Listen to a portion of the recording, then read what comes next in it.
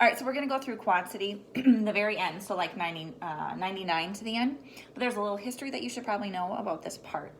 So up until now, you probably don't think it sounds very Irish, but once you hear 99, you might get that feel. And so what happened is when Michael Sweeney was writing this piece, and it's supposed to be, it was commissioned for a school that is in the Quad City area, which is actually supposed to be kind of on our way to the trip that we were going to go on to St. Louis.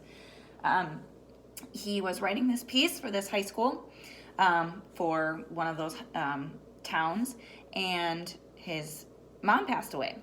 And so he kind of stopped writing for a while. And when he started writing again, everything took on this like weird Irish feel. And he was just like, well, I hope that's okay. As odd as it was, the band director who commissioned this piece also lost his wife, who was extremely Irish. And so they thought it was just really meaningful that they both were having these experiences and that it took an Irish kind of feel. So here's 99. This is the melody that flutes come in with.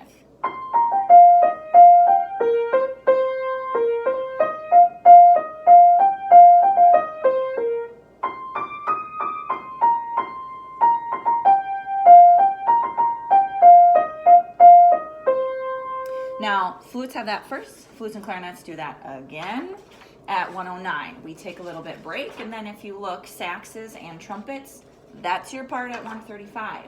Comes back in at 143. So this melody is just all over the place from here to the end. Percussion. So snare, you've got 1 and a 2 and 3 and 1 and a 2 and 3 and a 1 and a 2 and 3 and 1 and a 2 and 3 and a, over and over. Lots of long notes happening underneath. But the cool part, I think, is at 127. Because if you listen to the chords that are happening in the bass line, it almost sounds like something you could hear under a pop song that's like on the radio today. So here's 127 just with the bass line. 1, 2, go.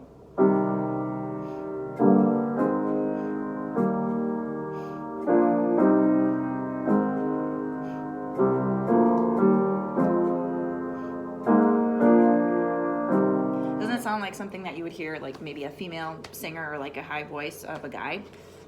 Yeah, but that's what's going on from here to the end. When we get to the very, very end, 164, if you notice, a couple instruments have 1 and 2 and 3 and, so it's tying in the beginning part again. And then at 166, so you're probably looking at it, flutes and clarinets, I don't know that rhythm. You do. So you're just going 1 and 2 and 3 and 1 and 2 and 3 and. He makes it feel like 2, even though we're still in 3. It's called a hemiola. And then at the very, very end, 174, 175, you have the stomp, clap, clap, stomp, clap, clap. And that's it. And that's the end of the piece. So practice this for now. And I believe now we should have hit everything so you're ready for your play test on Friday on this. All right, bye.